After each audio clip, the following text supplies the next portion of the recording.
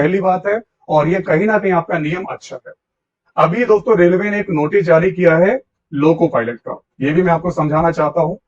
देखो, एक नोटिस आप लोगों का वायरल हुआ था एग्जाम डेट को लेकर, जो आप लोगों ने फेक कहा था यहाँ पर।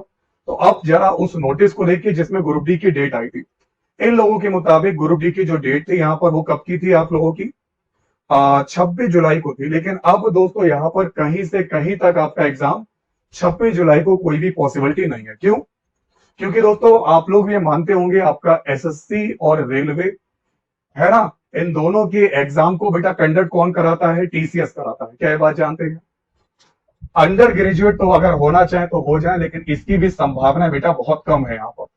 अब मैं आपको सारा का सारा चीजें समझा रहा हूं, समझिए।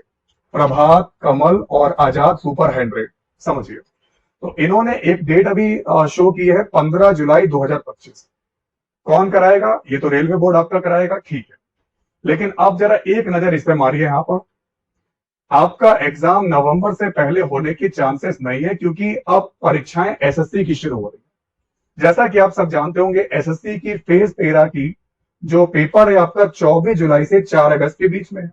अब रेलवे वाले ने डेट दी है 15 जुलाई, यानी कि अगर इन्हें अंडर ग्रेजुएट का पेपर कराना होता, मेरी बात समझना, अगर इन्हें अंडर ग्रेजुएट का पेपर कराना होता तो या तो देखो जुलाई में करा लेते ही है, और अगर जुलाई में ये एग्जाम कराते तो अब तक ये लोग डेट दे देते।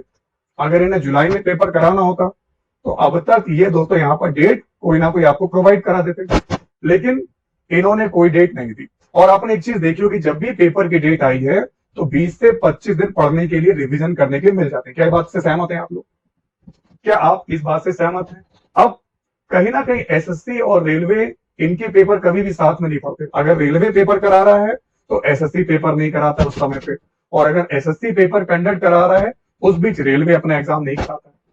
तो देखो 24 जुलाई से 4 अगस्त तक तो कोई पैनल खाली नहीं कि आपका एग्जाम रेलवे कराए, क्योंकि यही कराएंगे। और अगर टीसीएस नहीं कराता तो टीसीएस के आधार पर कोई ना कोई कंपनी होगी जिसमें दोनों पेपर ओवरलैप नहीं करेंगे। क्या मेरी बात समझ पा रहे हैं आप लोग? उसके बाद देखो 4 अगस्त को खत्म होगा, 6 अगस्त से 11 अगस्त तक आपका स्टेनो का पेपर, यहां भी टाइम नहीं है। इधर 11 अगस्त को अगर पेपर ये खत्म हुआ दोस्तों, तो 12 अगस्त को पेपर हो जाएगा कंबाइन हिंदी का, एक दिन ये चलेगा।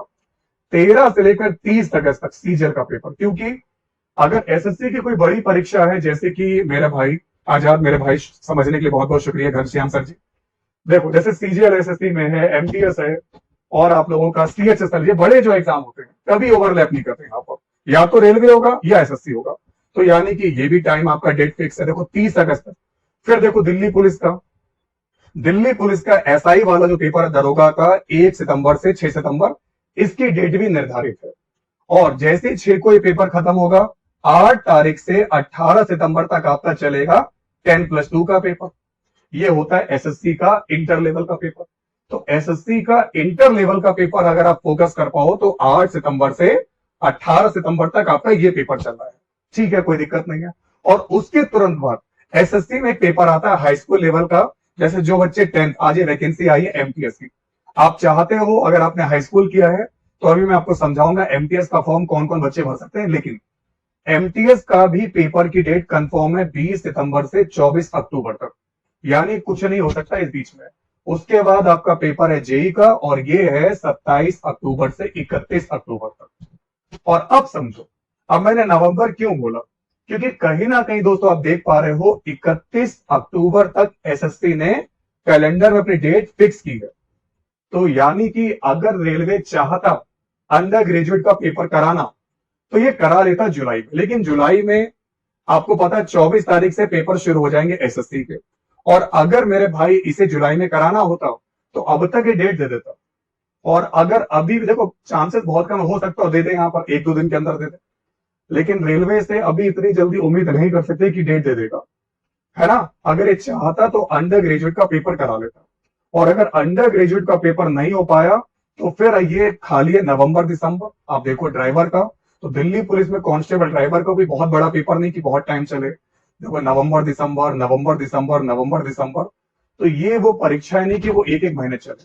और अगर अंडर ग्रेजुएट का पेपर कराना होगा, अभी आपने देखा होगा जब ग्रेजुएशन लेवल का आपका पेपर हुआ था, है ना, कितने लाखों बच्चों ने फॉर्म भरे थे, करीब करीब आप लोगों का पेपर शुरू हुआ था 5 जून से लेकर 24 जून तक चला, करीब लिखा था इन्होंने 16 दिन आपकी परीक्षाएं चली गई। तो यानी कि अगर पेपर अगर जुलाई में नहीं हो पाया, जो कि चांसेस बहुत कम है, तो फिर आप ये मान के चलिए नवंबर में आपका पेपर होगा आरआरबी अंडर ग्रेजुएट।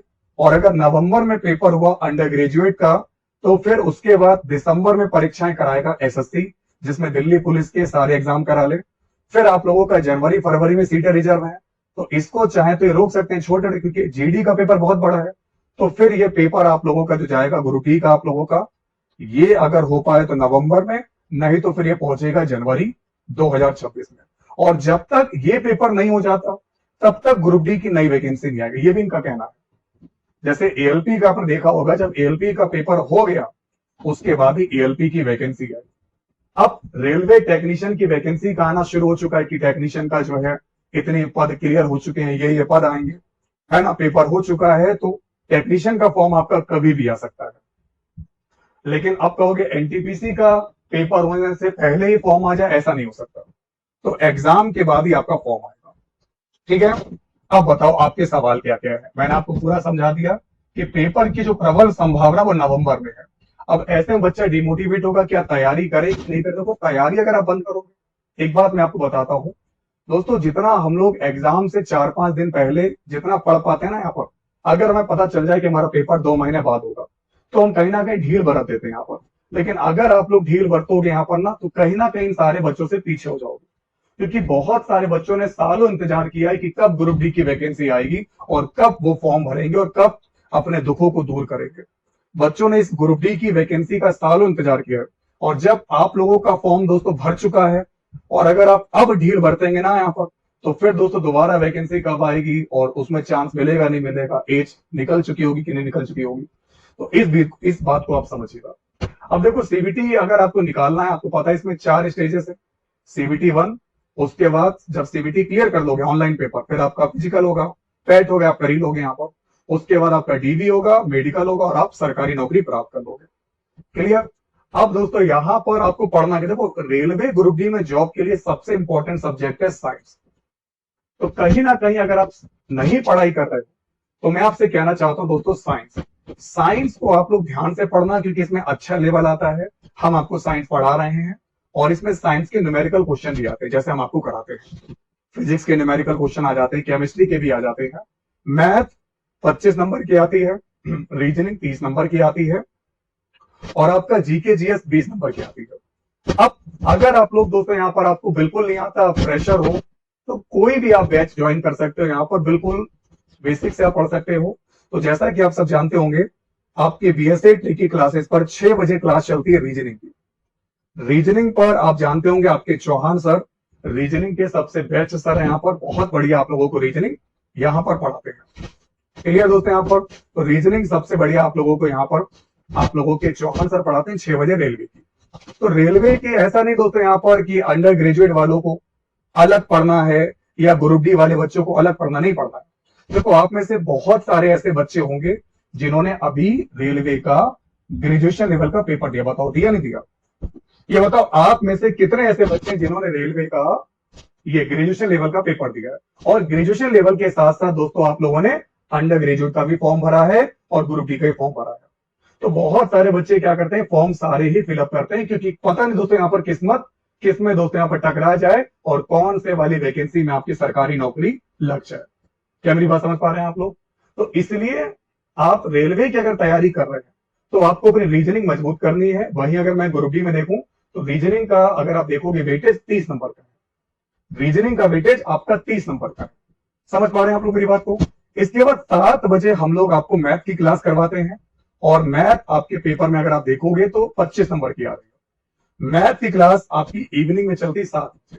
हमारे मिश्रा सर आपको मैथ पढ़ाते हैं। देखो हम तो आपको प्रैक्टिस सेट कराएंगे, अभी हम आपको अपना बताएंगे हम क्या कराएंगे, लेकिन आपको कंप्लीट बैच दे रहे हैं पूरे यूट्यूब पर फ्री ऑफ कॉस्ट।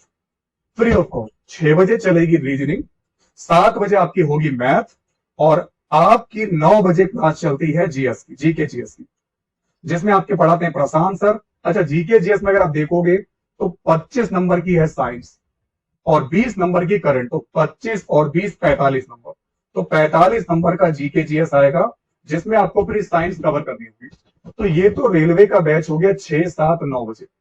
हमारे इंटर लेवल वाले बच्चे और ग्रुप डी वाले बच्चे देख सकते हैं। अब बीएसएस सर आपके लिए क्या करेंगे, देखो आपको पता होगा कि रेलवे हो या फिर दोस्तों आपका एसएससी हो, एक चीज आपने नोट करी, रेलवे और एसएससी में प्रीवियस ईयर के पेपर की इंपॉर्टेंस इतनी होती है। यहां पर आपको पता होगा यूट्यूब पर सबसे पहले प्रीवियस ईयर के पेपर का सॉल्यूशन कराना हमें ने शुरू किया था आप लोगों को। आपके बीएसए ट्रिकी क्लासेस में पूरे यूट्यूब पर, है ना, पूरे भारत के जितने भी हिंदी भाषी आपके राज्य हैं, यूपी, बिहार, मध्य प्रदेश, राजस्थान, हरियाणा, उत्तराखंड, हिमाचल प्रदेश, झारखंड, छत्तीसगढ़, दिल्ली, महाराष्ट्र, वेस्ट बंगाल, असम, पंजाब, चंडीगढ़, जो भी पेपर्स है हमने आपको सारे प्रीवियस ईयर के पेपर कराए। लेकिन रेलवे और एसएससी की बात करेंगे तो इसमें सबसे बड़ा रोल पेपर का है, और हम आपको कंप्लीट सेट ही करवाएंगे, जिससे आप ये क्लासेस तो देखते रहेंगे, ये क्लासेस आप लोगों के रिवीजन को यहाँ पर हमेशा जो है बनाए रखेंगी। आप लोग अपने रीजनिंग, मैथ और जीके स्ट्रॉन्ग कर सकते हो। लेकिन पेपर में टाइम को कैसे मैनेज करना है, टाइम मैनेजमेंट, तो टाइम मैनेजमेंट बहुत जरूरी है, क्योंकि बहुत सारे बच्चों को मैथ के क्वेश्चन आते हैं लेकिन वो 90 मिनट के अंदर पूरा पेपर सॉल्व नहीं कर पाते हैं। तो टाइम मैनेजमेंट और 100 क्वेश्चन के जो सेट्स आपके होते हैं उसको हम आपको प्रोवाइड कराएंगे, जिसमें हम आपको जीके, करंट, मैथ, है ना, साइंस और आप लोगों की रीजनिंग, ये सब कंबाइन करके पढ़ाएंगे। जैसा पेपर आता है मिक्स फॉर्म में, तो आपके बीएसए सर आपको मिक्स फॉर्म में ही सब कुछ कंप्लीट कराएंगे। अगर इस साल आपको सफल होना है दोस्तों, तो दुनिया की कोई ताकत आपको कामयाब होने से नहीं रोक सकती, अगर आप जब तक खुद ना चाहो। तो मेरे भाई, अगर आप रुकना नहीं चाहते तो दुनिया की कोई ताकत आपको रोक नहीं सकती, बस तुम पीछे मत हटना। तो मेहनत करते चलना, लगे रहना, बीएसए सर के साथ वादा कीजिए कि सर क्लास कोई मिस नहीं करेंगे। और यकीन मानना, अगर 6, 7, 9 ये क्लास रेलवे की देख रहे हो, और फिर आप लोगों की 10 बजे 11 बजे आप लोगों की एसएससी का बैच चलता है, इंग्लिश की क्लास हम लोग एसएससी के लिए बहुत जल्दी लॉन्च करने वाले हैं, उसके साथ में डेली आपको दिन में आपको सेट पेपर प्रोवाइड कराऊंगा। अगर ये आपने देख लिया तो फिर आप लोग को कामयाब होने से कोई ताकत नहीं रोक सकती, फिर आप कामयाब होके रहेंगे। ठीक है, तो एग्जाम अगर मैं ग्रुप डी की बात करूं, ये मान के चलिएगा नवंबर में होने के चांसेस यहाँ पर, है ना, 100% मान के चलिए। और अगर इनको अंडर ग्रेजुएट लेवल का पेपर कराना है तो ये 1-2 दिन के अंदर एग्जाम डेट दे देंगे, और अगर नहीं दे पाएंगे तो ये पेपर भी आपका लास्ट में हो पाएगा। ठीक है, तो चलिए खुद से कीजिए एक वादा, कामयाब होना है इस बार। और अगर आपको सक्सेसफुल होना है, कामयाब बनना है, तो अपने बीएसए सर के साथ बीएसए ट्रिकी क्लासेस को ज्वाइन कर लीजिएगा। और जो बच्चे नए हैं वो बीएसए सर के साथ बीएसए ट्रिकी क्लास का टेलीग्राम चैनल और अपना जो है व्हाट्सएप चैनल फॉलो करना ना भूले। सर एएलपी का एग्जाम जुलाई में ही होगा क्या, ये नोटिस, हाँ ये तो सही है, ये तो अभी आया यहाँ पर। ये नोटिस के बेस पे तो कह रहा हूं कि अगर इन्हें कराना होता तो नोटिस में पहले यूज ही देते, जैसे वायरल नोटिस में दिया था। लेकिन वायरल नोटिस में अब की बार चीजें बदल गई। तो ये 15 जुलाई का जो डेट आया है, ये सीवेट का पेपर है, एएलपी का पेपर है, असिस्टेंट लोको पायलट का, जो आप लोगों का यहाँ पर, है ना, कॉम्बैट एप्टीट्यूड जो आपका टेस्ट होता है सीवेट का एग्जाम, उसका 15 जुलाई। तो जो बच्चे यहाँ पर एएलपी के लिए अप्लाई किए थे, अगर आपका सीबीटी 1 क्लियर हो चुका है, उसके बाद आपने यहाँ पर ये एग्जाम क्लियर किया, तो अब आपका पेपर सीवेट का होगा, और ये 15 जुलाई को है। यानी कोई टाइम नहीं, 15 जुलाई को ये पेपर कराएंगे और 24 जुलाई से एसएससी वाले लग जाएंगे लाइन में। ठीक है, तो आई होप आपको मेरी बात समझ में आई होगी, मैं आपको पूरी तरीके से समझा पाऊंगा। और जो नया नियम आया है इससे किसी को नुकसान नहीं होगा। ये जो नया ग्रुप डी ने जो नियम या रूल लागू किया है, इससे नुकसान नहीं होगा, इससे आपको फायदा मिलेगा। क्योंकि पहले क्या होता था, यहाँ पर कोई अगर यहाँ पर त्यागपत्र दे देता था, या कोई जैसे अब आप लोग ग्रुप डी का पेपर दिया, आप बहुत मार, आपने मार, आप वो क्या बोलते पीएचडी करके आ रहे हो, सोचो आप पीएचडी हो, बेरोजगार हो, बेरोजगारी दुनिया में बहुत ज्यादा है अपने भारत में, पीएचडी करके आपने ग्रुप डी का फॉर्म भरा और आपकी नौकरी लग गई, आपने एक बच्चे की सीट खराब कर दी और आप ज्वाइनिंग नहीं करते। क्या फिर आप जब ट्रैकमैन में कड़ी धूप में आप जब नौकरी करने जाते हैं यहाँ पर, तो आपको लगता है क्या मैंने इसी दिन के लिए पीएचडी की थी कि मैं इतनी गर्मी में धूप में जो है ऐसे रेलवे ट्रैक पे काम करूंगा? तो आपने उस उम्मीदवार की सीट खराब कर दी यहाँ पर, जो सिर्फ दोस्तों ग्रुप डी की तैयारी करता है, या वो सोचता है कि मैं किसी बड़े एग्जाम की तैयारी नहीं कर सकता,